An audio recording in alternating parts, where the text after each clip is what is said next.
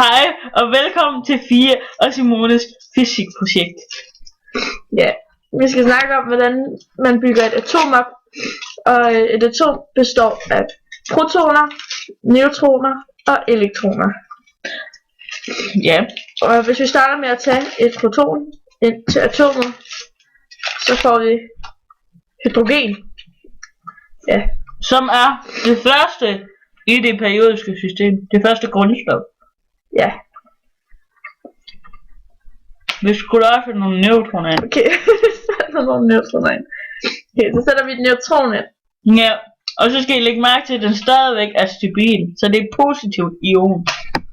Hvis vi så sætter en til, så bliver det ustabilt. Men det er stadigvæk et positivt ion. Ja, skal jeg tage den fra, eller? Ja, jeg tager den fra. Okay. Så kan vi sætte elektroner ind. Ja. Og nu bliver det et neutralt atom. Ja. Det vil sige sådan ligesom alle de andre. Så kan vi sætte nogle flere ind. Så bliver det negativt ion.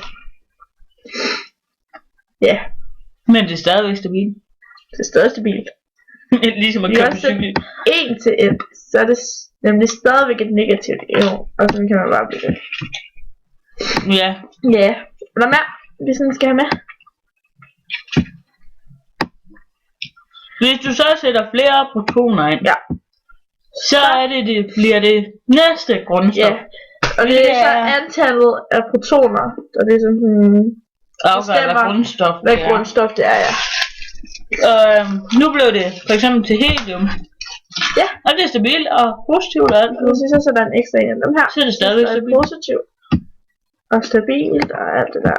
Og så kan vi sætte nogle flere af dem der også. Og så bliver det negativt. Ja. Det, ja.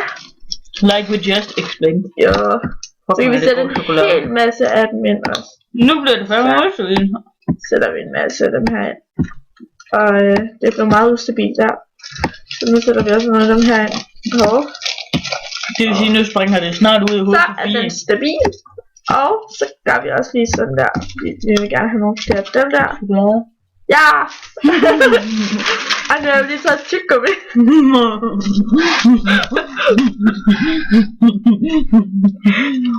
Okay, er der nogen der, vi skal med?